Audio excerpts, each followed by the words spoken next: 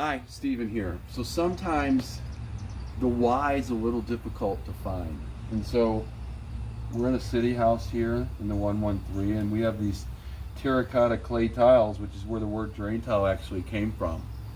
What's interesting about this is they have little belled ends on them. You see the bell here, it's been broken off.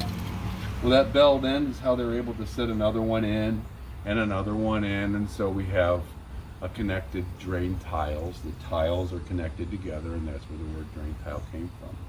So this water goes to the storm sewers. Well, it's obvious that it's not working real well because it's been abandoned.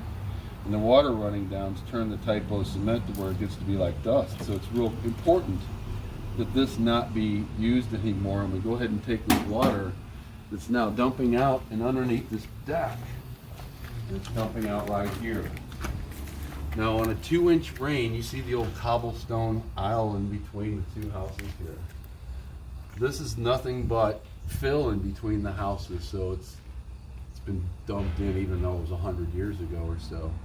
But there's still bigger pieces and smaller pieces, and the water will then migrate in, and you have a 2-inch rain, there could be 500 gallons coming over here in just a matter of minutes. And that's an enormous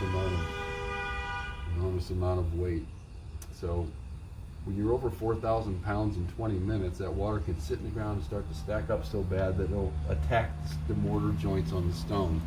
We have one area where the water is just actually ripping through. So before we would go and get underneath the deck and start doing a big dig and trying to clean the wall and seal it all up, because I know that's Pandora's box. The next thing you know, we're cleaning this part and it gets to be this big.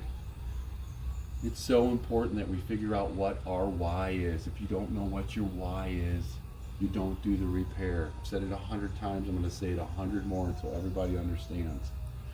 I'm grateful that this young lady is letting me use this video for training.